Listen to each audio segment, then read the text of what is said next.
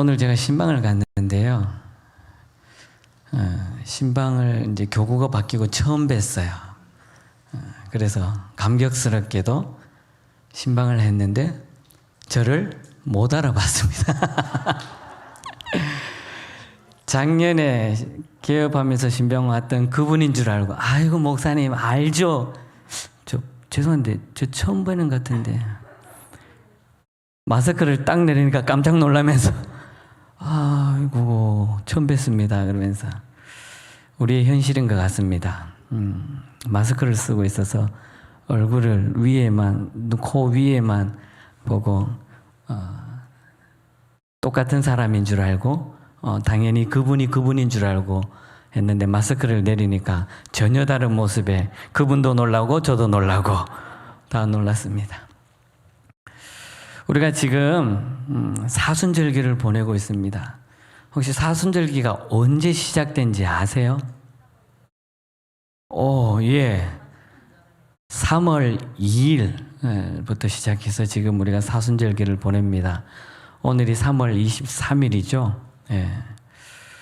사순절기는 3월 2일부터 시작해서 부활절이 언제일까요? 4월 17일입니다. 4월 17일이 부활절이고요. 부활절 전 날까지 주일을 뺀 40일을 우리가 사순절기라고 그럽니다. 지금 우리가 사순절기를 보내고 있어요. 이 사순절 기간에는 초대교회부터 지금까지 예수를 믿는 그리스도인들이 회개, 기도, 경건, 절제, 그리고 깊은 말씀 묵상으로서 지내는 그러한 사순절기를 보내고 있습니다. 과연 여러분은 지금 어떻게 보내고 계십니까? 요즘 이제 다시 꽃망울이 빡빡 틀면서 진달래가 조금씩 피면 꽃망울이 확 개화하던데 그 꽃을 보면서 꽃 보러 가야지, 꽃놀이 가야지 생각하고 계신 분들이 계십니까? 뭐 그럴 수도 있습니다. 그러나 그 자연을 보면서, 꽃이 피는 자연을 보면서 우리가 사순절기를 보내고 있다는 것을 잊지 마시기를 바라겠습니다. 하나님께서 창조한 자연에서 섭리는 하나님께서 섭리대로 이끌어 가십니다. 그 섭리를 보면서 우리가 또 마음 가져야 할 것이 무엇인지를 우리가 보내야 한다는 것이죠. 이 사순절 기간 동안에 그리스도인들이 경건함과 그리고 말씀에 집중하게 되는데요. 무엇에 집중할까요? 여러분들은 매 주일마다 그리고 예배 때마다 이렇게 대예배실을 들어오셔서 주님께서 지신 십자가를 몇 번이나 바라봅니까? 우리 교회는 지금 스크린 때문에 있고 또 지금 화면에 가려서 보이지 않는데 우리 한번 카메라로 한 번만 잡아 주실래요? 여러분들은 예배당에 들어오셔서 예배실에 들어오셔서 십자가를 과연 몇 번 쳐다보십니까? 저는 한 번도 안 보는 것 같은데요. 보이는 스크린만 계속 보십니까? 우리 그리스도인들이 이 십자가를 바라보면서 무엇을 생각해야 되느냐? 특별히 우리가 사순절기를 보내고 있는데 이 사순절기를 보내면서 더욱더 이 십자가를 좀 생각했으면 좋겠습니다. 어떤 교회는 십자가를 아예 대예배실에 놓지를 않는 그런 교회도 있습니다. 잘못된 이런 생각과 아니면 예전에 우리가 유교적인 신앙으로 해서 우상화된다라는 그런 말도 막 돌고 총에서도 이건 개교회별로 본당에 십자가를 둬도 되고 안 둬도 됩니다라고까지도 한 얘기가 있는데 그걸 놓고 안 놓고를 떠나서 우리가 그리스도인이라면 우리 십자가에 대해서 늘 생각을 해야 되고 십자가를 우리는 바라볼 때 과연 어떤 모습을 가지고 어떤 의미를 느끼면서 바라봐야 하느냐라는 것이죠. 여러분들은 십자가를 보면서 가장 먼저 떠오르는 것이 무엇입니까? 목걸이? 귀걸이? 아니면 차에 이렇게 차에 십자가 막 걸고 하잖아요. 아니면 나를 위해 돌아가신 예수님? 예. 십자가를 바라볼 때 뭐 다양한 사람들의 생각과 그 느낌들이 있을 겁니다. 그러나 우리가 십자가만 바라볼 때 그 십자가에서 우리에게 주는 그 의미를 늘 새겨야 한다는 것입니다. 십자가는 어느 곳에서든지 볼 수 있어요. 어떤 교회에서 중고등부 수료를 하면서 저작년 코로나로 하니까 이렇게 수련회를 잘 못하는데 미션을 줬어요. 일상생활 속에서 십자가 모양이 발견하면 사진을 찍어서 일주일 동안 보내달라라고 하는 그런 이제 캠페인 비슷하게 해서 수련회를 하는 걸 보았는데요. 여러분들도 각자 생활 속에서 나에게 주어지는 이 상황 속에서 십자가가 보이는 것을 한번 딱 보고 저거 십자가. 눈에 보이는 십자가가 상당히 많을 거예요. 우리 일상생활 속에서.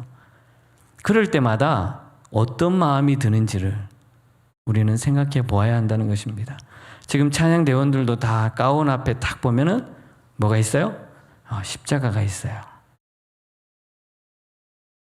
우리가 이 십자가를 보면서 과연 어떤 마음을 가져야 하느냐에 대해서 한번 좀 생각해 보려고 합니다.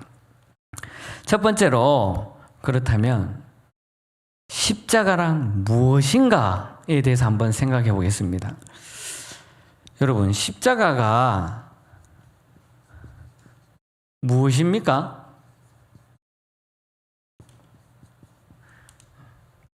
이 십자가가 무엇이에요? 여러분들이 받는 십자가. 예수님 돌아가신 나무요 라고 할 수도 있어요. 그 십자가가 우리에게 주는 것, 십자가란 과연 무엇인가에 대해서 한번 생각해 보아야 한다는 것입니다. 우선 십자가는 로마 시대에 행해졌던 사형 틀이에요. 사형 틀. 사람을 죽이는 사형 틀이었습니다. 아마 식민지에 있어서 그때 당시 자행했던 악행들 중에서 가장 악하고 가장 최고로 사형을 집행하는 도구가 아마 십자가였을 거예요. 그런데 이 십자가에 예수님께서 돌아가셨어요. 인간이 사용한 사형 도구 중에서 아마 가장 잔혹한 것들 중에 몇 가지지만 그 중에 하나가 십자가일 겁니다. 실제로 로마 시대 당시에 이 십자가에서 달려 죽은 사람들이 상당히 많다고 합니다. 그런데 이렇게 사형 틀로 사용되던 십자가가 그 의미가 바뀌는 사건이 일어나죠. 그 사건이 무엇입니까? 바로 예수 그리스도께서 십자가를 지신 이후에 그 십자가의 의미가 완전히 바뀌어 버리죠. 이전에는 사람들이 그 십자가를 볼 때는 사형 틀이야. 저기에 누가 과연 매달려서 죽을 것인가? 막 그때 당시에 고민을 하고 두려워하는 존재였습니다. 그러나 이제는 예수 그리스도 이후에 그 십자가를 바라볼 때는 그 의미가 달라졌다는 것이죠.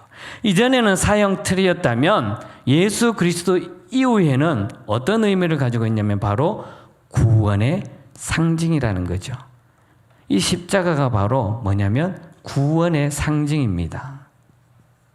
십자가가 주는 것이 바로 구원의 상징이에요. 사형 틀로 집행하던 그 도구가 예수 그리스도께서 거기에 죽으심으로 말미암아 이제 구원의 상징으로 바꿔졌다는 것이죠. 그래서 우리는 의미를 두고 십자가 목걸이를 하고 귀걸이를 하고 차에도 이렇게 달기도 하고 아니면 차 뒤에도 달기도 하고 성경책에도 붙이기도 하고 십자가 관련해서 여기 책갈피도 만들고 수없이 많은 십자가를 해요. 만약에 예를 들어서 우리가 일제 식민지 가운데 일제에서 막 고문을 당할 때 네모 박스 같은 데 안에서 못을 양쪽에 앞뒤 좌우에 대못을 받고 사람을 그 집어넣어서 막 흔들어대면서 고문했던 그 사형틀을 여기 목에 걸고 다니는 사람이 있습니까?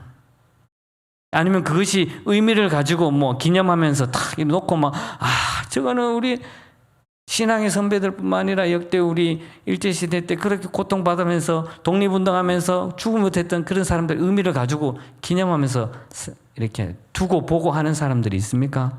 없죠. 없어요. 아무도 그렇게 하지 않아요. 그걸 보면 오히려 혐오스럽고 옛날에 그랬던 과거의 역사라고 해서 오히려 보기 싫어하는 사람들도 많을 겁니다. 그런데 십자가는 왜 지금까지도 십자가를 보면서 그렇게 의미를 두고 있을까요? 사형 틀이었는데 그것은 예수 그리스도로 말미암아 완전히 그 의미가 바뀌어졌다라는 것이죠. 그럼 이 십자가에서 어떤 일이 일어난지 한번 볼까요? 로마서 3장 24절 말씀을 우리 한번 같이 읽겠습니다. 함께 읽겠습니다. 그리스도 예수 안에 있는 속량으로 말미암아 하나님의 은혜로 값없이 의롭다 하심을 얻은 자 되었느니라. 잠시 띄워주세요. 자, 저기 3장 24절의 말씀 보니까 무슨 단어가 나옵니까? 네, 속량이라는 단어가 나옵니다. 속량. 이 속량이란 말이 뭘까요? 그리스도 예수 안에 있는 속량으로 말미암아 하나님의 은혜로 값없이 의롭다 하심을 얻은 자 되었다라고 말씀하고 있습니다. 여기에서 속량이라는 것은 그러니까 십자가 사건을 통해서 속량이 일어났다는 것이죠. 여기서 속량이란 말은 옛날 노예 제도가 있던 시절에 사용되었던 말입니다. 이 속량이란 말이 노예 시대 때 우리나라에도 조선 시대에 양반 가문에 무엇을 두었습니까? 양반 가문에 보면 항상 노비를 두었어요. 노비를 두었는데 이 노비들이 조선 후기에 가면 이제 노비에서 벗어나는 일이 일어납니다. 그것은 무엇냐면 양반에 가서 자기의 그 값을 지불하면 되는 거예요. 뭐 돈을 어떻게 마련하든지 간에 그것을 마련해서 지불하고 그 노비에서 벗어나면 되는 거예요. 이것이 무엇이냐? 그러니까 노비의 신분에서 이제 양반으로 되는 것을 말해서 속량이라고 말합니다. 그렇다면 십자가에서 속량이 일어났던 것, 이 십자가에서 속량이 일어났던 것은 무엇을 의미해 주고 있습니까? 이것은 바로 속량이라는 것은 죄인이 의인된 것을 말해주는 거예요. 죄인의 신분에서 벗어난 거예요. 죄인의 신분에서 의인으로 벗어난 것이 속량입니다. 이 속량이 십자가 사건에서 일어나게 되었다는 거죠. 그래서 우리는 죽을 수밖에 없는 죄인들이었어요. 예수님처럼 우리는 당연히 십자가에서 죽을 수밖에 없는 죄인이었어요. 그런데 예수님께서 대신 십자가의 죽으심으로 말미암아 우리는 의인이 되었다라는 거죠. 고린도후서 5장 21절 말씀을 한번 보겠습니다. 고린도후서 5장 21절입니다. 같이 읽겠습니다. 하나님이 죄를 알지도 못하신 이를 우리를 대신하여 죄로 삼으신 것은 우리로 하여금 그 안에서 하나님의 의가 되게 하려 하심이라. 저기 말씀을 한번 보세요. 하나님이 죄를 알지 못하신 이 누구예요? 예수님을. 예수 그리스도를 누구를 대신해서요? 우리를 대신해서 죄로 삼으신 것은 우리로 하여금 그 안에서 무엇을 이루게 한다고요? 하나님의 의가 되게 하려 하심이라. 예수 그리스도께서 죄인이 아니었습니다. 죄를 알지 못하시는 분이 우리를 대신해서 죄인이 되어 주었어요. 하나님께서는 죄인된 우리를 속량하셔서 의인이 되게 하셨습니다. 구체적으로 이렇게 표현한 거죠. 저희 십자가에서 죄 없는 예수께서 우리의 죄를 넘겨주셨고 예수 안에 있는 의로움이 우리에게 넘겨주셨어요. 자, 그러니까 죄인된 우리였고 의인인 예수님께서 어떻게 됐냐면 서로 바꾸어졌다라는 거죠. 서로 바뀌어졌어요. 그런데 이 바뀌어진 사건, 이것이 바로 예수님께서 죽음을 십자가에 돌아가셨잖아요. 예수님은 실제로 우리의 죄를 대신 지시고 죄인으로서 하나님께 버림받은 거예요. 어쩔 수 없이. 마태복음 27장 46절 우리 한번 보겠습니다.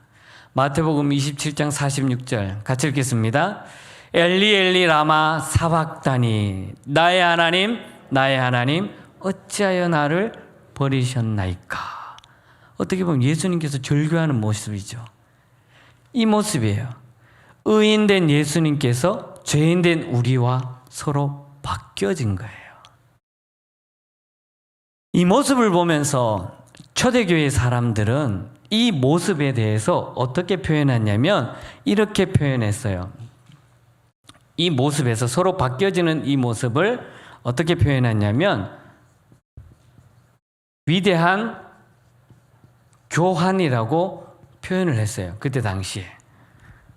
죄인된 우리가 의인된 예수님과 십자가 사건으로 말미암아 서로 바뀌어졌다라고 해서 위대한 교환이 일어났다라는 것을 십자가에서 보고 있어요. 초대교회 사람들이.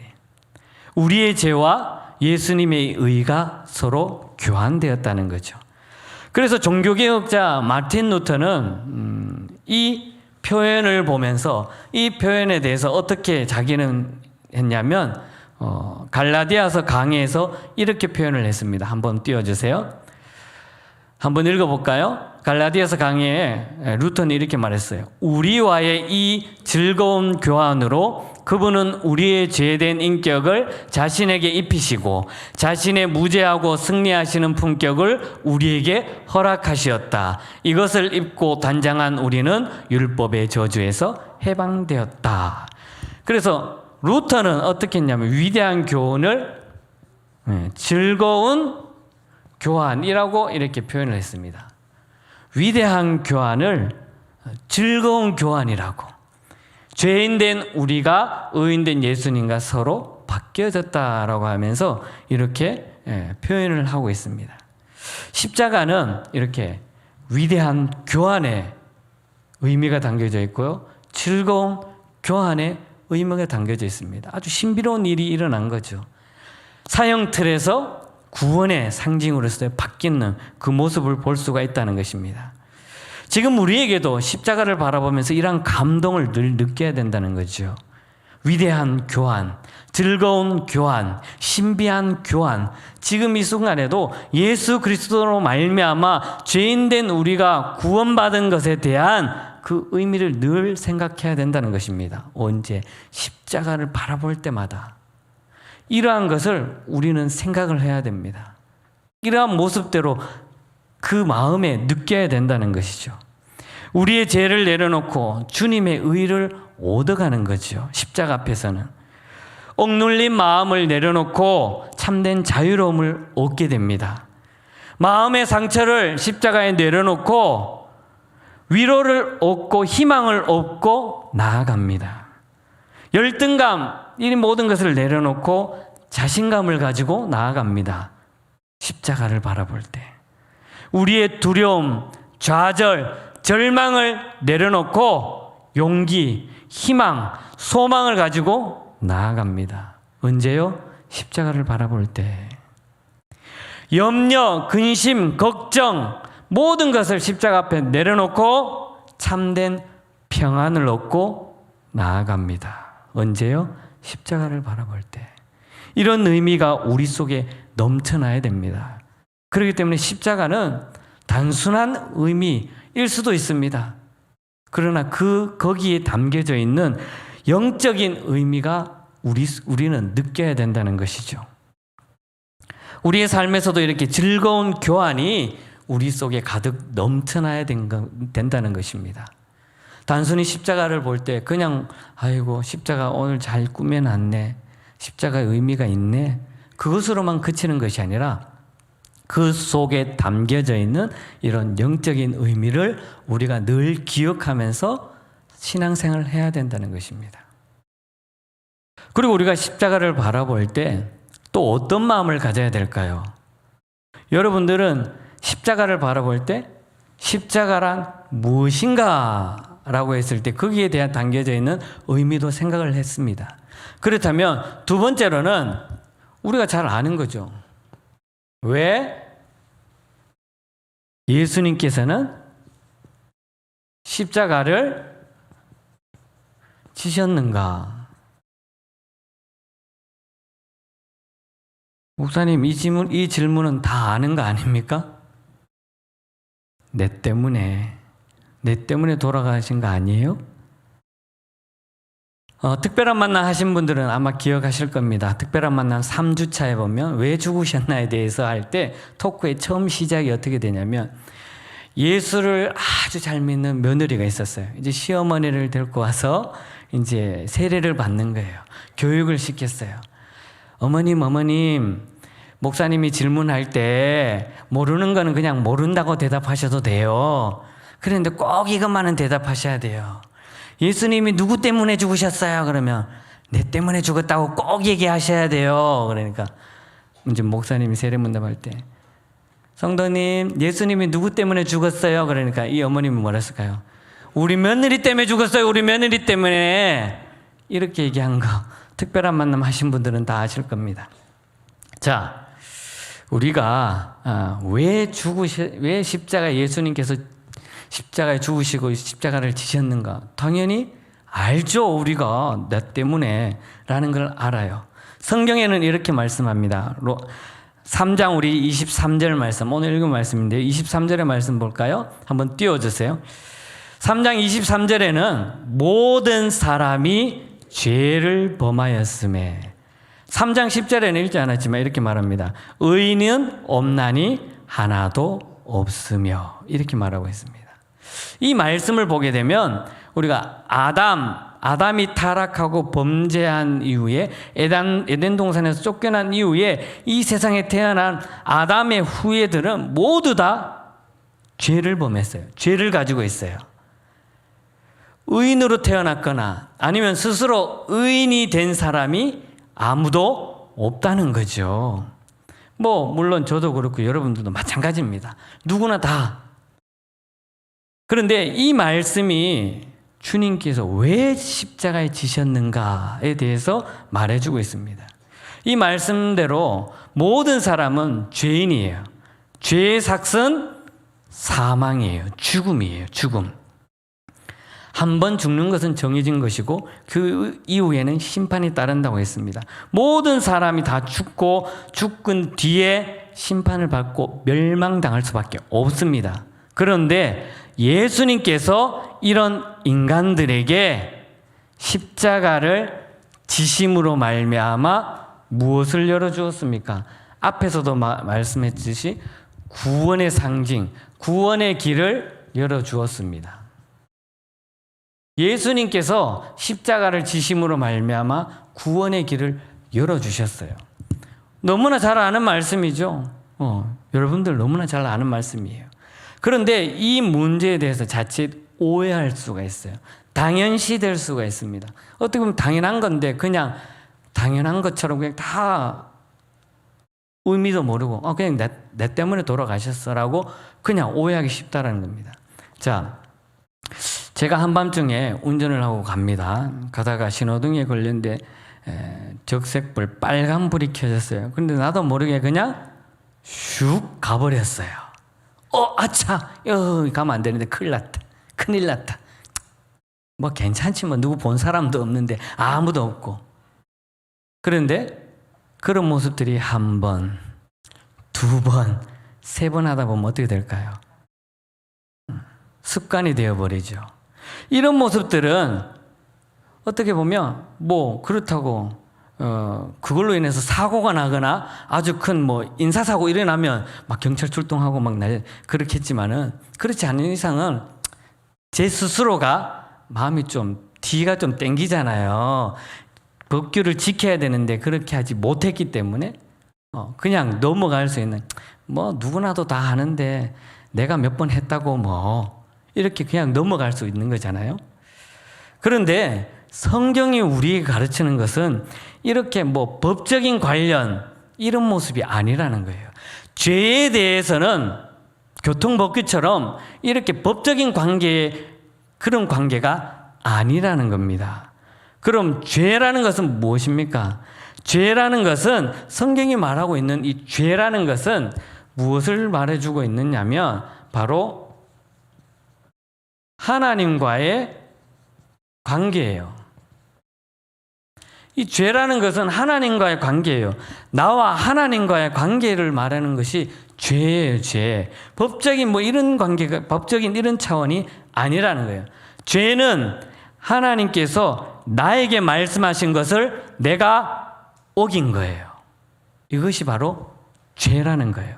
하나님과 나와의 관계 속에서. 그래서 죄를 지었을 때는 바로 하나님과의 관계에서 생기는 것을 말해주고 있는 것입니다. 우리가 죄를 지었을 때 하나님은 가슴 아파하죠. 하나님께서 말씀해 주신 그 말씀대로 우리가 제대로 지키지 않았을 때는 어떻게 보면 나 혼자 별것 아닌데 라고 할 수 있지만, 죄라는 것은 나 스스로에게만 있는 것이 아니라 하나님과의 관계이기 때문에 하나님께서 내가 죄를 지음으로 말미암아 가슴 아파하신다는 거예요. 이거는 어떻게 합리화할 수가 없어요. 누구나 죄를 지었다고 나도 당연시 죄를 짓는 것처럼, 이렇게 법적인 이런 관계처럼 어떻게 합리화할 수가 없다는 것이죠. 죄라는 것은.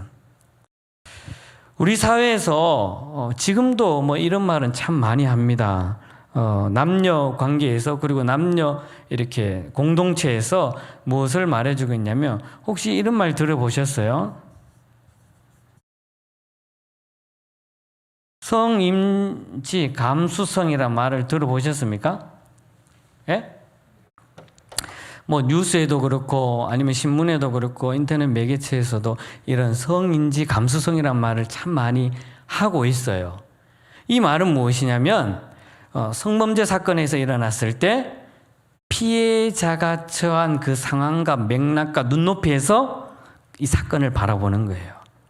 많은 사람들이 성 관련해서 사건이 일어났을 때 그 피해자의 상황, 피해자가 처해 있는 그 모습, 그것을 이해하는 것이 바로 성인지 감수성이에요. 그런데 이 성인지 감수성이 많이 떨어져요, 우리나라 사람들이. 그런 것에 대해서 많이 이제 사회에서 강조를 하죠. 예를 들어서 회식 자리라든지 어떤 이렇게 남녀가 모인 곳에서 어떤 남자가 말을 툭 했는데 그만 성적인 발언을 해서 성희롱 사건이 일어났어요.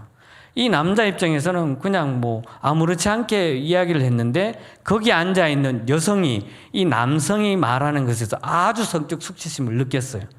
그것으로 인해서 고발되는 사건이 일어났고, 사건이 이렇게 벌어지는 사건, 그 사건에 대해서 이제 따지게 되는 거죠. 왜 이런 일이 벌어졌느냐라고 했을 때, 그랬을 때 이 남자 입장에서는 그래요. 우리 남자들끼리 그냥 주고받는 이야기처럼 자연스럽게 했는데, 상대방이 앉아있던 저분이 이제 성적 수치심을 느꼈다는 거예요. 전 그거 모르고 이야기했는데요, 이렇게 말했답니다.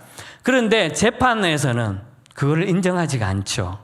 그러면서 이 사람에게 말하는 거예요. 당신은 성인지 감수성이 아주 낮네요. 이렇게 된다는 거죠. 그것이 바로 성인지 감수성이에요. 누군가에 대해서 발언을 할 때 상대방의 입장에 대해서 전혀 고려하지 않고 말하는 거예요. 그냥 당연시. 이것은 자칫 잘못하면 큰 오해로 번지게 되는 것이죠. 자기는 그런 뜻으로 한 말이 아닌데 상대방이 느끼기에는 아주 크게 큰 것으로 느껴질 수 있다는 것이죠. 혹시 여러분들 이런 말 들어보셨습니까? 나전달법이라는 걸 들어보셨어요? 이거는 이 나전달법이란 말은 뭐냐면, 그 서로 간의 관계에서 하는 그 관계성의 표현 방법이에요. 그래 학생들에게도 선생님들이 학교에서 가르칠 때 나전달법을 좀 잘 활용하라 그래요. 관계에서. 쉽게 말해서 이거예요. 어떤 회사에서 제가 부장이에요. 부장이 있고 대리가 있습니다. 회의를 해야 되는데 대리가 지각을 했어요. 늦게 왔어요. 회의 시간에 늦게 왔기 때문에 아침에 출근 시간이 늦어서 제가 그러죠. 어이, 그 김대리, 왜 늦었어? 왜? 뭐 때문에 늦었어? 지금 출근 시간에 말이야. 늦고.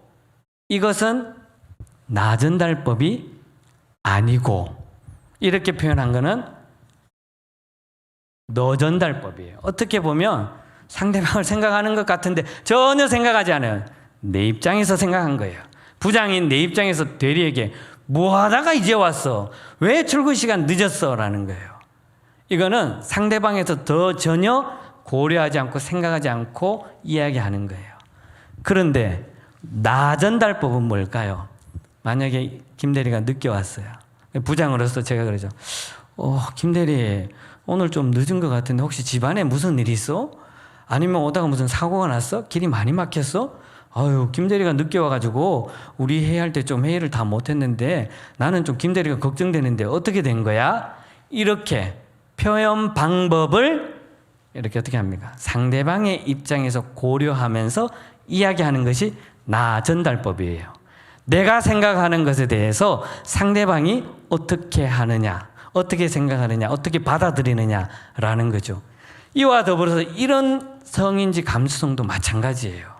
나는 아무렇지 않게 툭 던졌는데 상대방은 상당히 거기에 대해서 모멸감을 느끼는 거예요. 그렇다면 이런 모습들을 가지고 이제 우리 속으로 가져올게요. 만약에 우리가 이제 그리스도인으로 삶을 살아갈 때 여기에서 제가 하나만 바꿀게요. 죄인지 감수성이라고요. 자, 이제 우리의 입장에서 생각해 봅니다. 하나님의 자녀들인 우리가 예수님께서 십자가를 지셨는데 죄 때문에 하나님과의 관계에서 죽을 수밖에 없는 죄인을 구원해 주시기 위해서 십자가를 지셨습니다. 그렇다면 우리는 늘 삶을 살아갈 때 죄인지를 얼마나 하고 삶을 살아갑니까? 우리 그리스도인들은 다 죄인지 감수성이 다 충만해야 돼요. 그래서 내가 하는 행동, 내가 하는 말 한마디, 하나님과의 관계에서 잘못된 것에 대해서 우리는 늘 느껴야 된다는 것이에요. 그것을 못 느끼면 죄인지 감수성이 없는 거예요. 없어. 죄에 대해서 전혀 느끼지를 못하는 거예요. 죄를 짓는 것인지 안 짓는 것인지 구분이 안 된다는 거예요. 분별이 없다는 거예요. 그렇다면 이 죄를 짓게 되면 하나님과의 관계가 깨어지게 되는 것이죠. 우리는 예수님께서 왜 십자가를 지셨는가? 구원의 길을 가는데 이 죄, 우리의 죄라는 것에 대해서 늘 인지하면서 삶을 살아가야 된다는 것입니다. 성경에서 구약과 신약에 대해서 죄에 대해서 죄로 말미암아 크게 하나님께서 노했던 것이 있습니다. 출애굽기 32장에 보게 되면 우리가 잘 아는 거예요. 이스라엘 백성들이 출애굽하고 모세가 시내산에 올라가서 하나님의 말씀을 법궤를 받으러 갔을 때 밑에서 이스라엘 백성들은 뭐 했습니까? 금송아지를 만들었죠. 금송아지를 만들어서 그걸 막 섬겼어요. 하나님이라고. 모세가 내려오자마자 뭔 일이 일어났냐고 막 난리가 나잖아요. 법궤를 던져가지고 막 그 금송아지를 폭발시켜 버리잖아요. 그리고는 그 사건 때문에 하나님께서 몇 명을 죽여버립니까? 모두 다 막 이스라엘 백성들을 다 싹 쓸어가지고 그냥 다 죽이고 싶은데 그 주동자들 앞장선 3,000명을 그 자리에서 죽여버립니다. 자, 이 사건에서 사랑이 많으시고 그렇게 이스라엘 백성들을 사랑했던 사람을 왜 죽였을까요? 왜 죽였을까요? 단순히 그냥 우상숭배하고 금송아지 만들었다고 해서 그냥 죽였을까요? 하나님께서는 그러면 그 이후의 사건을 보세요. 이스라엘 백성들이 그렇게 3,000명이나 죽었는데 이후에 이스라엘 백성들이 하나님 앞에 우상숭배 안 했을까요? 아니에요. 매번 했어요. 매번. 그런데 하나님께서 매번 할 때마다 이 3,000명 죽은 것처럼 매번 다 막 죽였을까요? 그건 아니죠. 왜 그렇게 했을까요? 첫 하나님께서는 이렇게 이스라엘 백성들을 이끌고 나왔을 때 죄를 지음으로 말미암아 하나님과의 관계가 깨어졌을 때 그 깨어진 관계에 대해서 첫 번의 잘못을 하나님께서 크게 진노하신 이후에 그 다음에 우상 숭배 안 할 것 같지만 더 많이 했을 때 이것을 기억하라는 거예요. 내가 너무나 가슴이 아파서 하나님 입장에서 너무나 가슴 아파서 그 많은 3,000명이나 되는 영혼을 내가 죽였다라는 것을 좀 후대의 사람들이 알라는 거죠. 알고 느끼라는 거예요. 죄인지 감수성을 강조해 준 것입니다. 신약에 와볼까요? 사도행전 5장에 보면 우리가 잘 아는 아나니아와 삽비라 사건이 있습니다. 자기가 가지고 있는 재산을 팔아가지고 교회에 가져갔어요. 그러면서 그 팔은 것에 대해서 꽁쳐놨어요. 숨겨놨어요. 거짓말했어요. 그런데 그 거짓말 때문에 아나니아와 삽비라가 어디 됐습니까? 죽었어요. 아니, 은혜 받아가지고 자기도 돕는다고 해서 자기 재산을 팔아가졌는데, 그리고 자기 재산을 조금 감춰놨는데 그 속인 것 때문에 하나님이 그냥 죽여버렸다? 이거는 너무하지 않느냐라고 의문을 할 수 있죠. 그런데 그러면 그 사건 이후에 그 초대교회뿐만 아니라 그 예수를 믿는 사람들, 그 사람들이 거짓말 안 했을까요? 교회 안에서 충성하고 봉사하고 섬긴다고 하면서 한 번도 거짓말을 안 했을까요? 아니죠. 엄청나게 많이 했죠. 심지어 교회 안에서 거짓 교사들이 넘쳐나게 됐어요. 그러면 그럴 때마다 하나님께서 다 아나니아와 삽비라처럼 다 죽였을까요? 아니죠. 그렇게 하지 않았던 거예요. 그러면 왜 아나니아와 삽비라를 죽이므로 말미암아 그 교회 안에서 거짓된 것에 대해서 강조를 해 주었을까요? 하나님은 이렇게 가슴 아파서 죄를 지음으로 말미암아 하나님과의 관계가 깨어진 것에 대해서 너무나 가슴 아픈 그 예로 대표적인 모습으로 사건을 보여준 것이라는 것이죠. 죄의 문제는 다시 한 번만 강조하지만 하나님과의 관계에 있습니다. 어떤 교통법규처럼 이래 우리가 지켜야 할 이런 그런 문제랑 비교할 수 없다는 것이죠. 우리가 죄를 범함으로 말미암아 당장 겉으로는 잘 표현되지 않지만 하나님께서 가슴 아파한다는 거예요. 우리가 죄를 지음으로 말미암아 하나님께서 가슴 아파한다는 것입니다. 그래서 우리는 매 순간순간 삶을 살아가면서 특별히 십자가를 바라보면서 우리는 죄인지 감수성이 넘쳐나는 거예요. 나의 죄는 무엇인가? 나는 오늘 또 왜 어떻게 죄를 지었는가? 주님 전에 나와가 십자가를 바라볼 때마다 나의 죄를 십자가 앞에 비춰보고 내려놓고 자복하고 회개해야 되는 것이 바로 우리 그리스도인의 삶이라는 것입니다. 십자가를 지신 이유가 바로 우리의 죄 때문에, 나의 죄 때문에 속상하시고 화가 나신 하나님의 마음을 풀어준 사건이 바로 이 십자가, 예수님께서 십자가 지신 사건이라는 겁니다. 우리는 십자가를 바라볼 때 내 자신을 늘 비춰봐야 됩니다. 하나님께서 말씀해 주신 이 말씀을 대할 때마다 하나님의 의가 나타났고 또 우리는 속량되었음을 우리는 늘 가슴속에 깊이 새겨야 한다는 것입니다. 사랑하는 여러분, 우리는 지금 사순절기를 보내고 있습니다. 좀 지나고 나면 이제 고난주간도 보낼 것입니다. 십자가의 의미를 깊이 묵상하시기를 바라겠습니다. 십자가가 무엇을 의미하는지 깊이 생각하고 예수님께서 왜 십자가를 지셨는지 어떻게 보면 당연시 될 수 있지만 그 당연시 되는 그 의미를 다시 한번 깊이 묵상하고 우리의 모습을 십자가 앞에 내려놓고 나의 죄를 자복하고 회개하는 삶을 살아갈 수 있기를 바라겠습니다.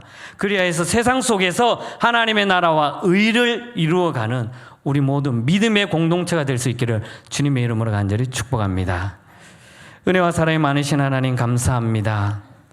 이 시간에도 주님 앞에 나아가며 십자가를 생각할 때 무엇 때문에 십자가를 지셨고 왜 십자가를 지셨고 십자가가 우리에게 주는 의미를 다시 한번 생각해 보았습니다.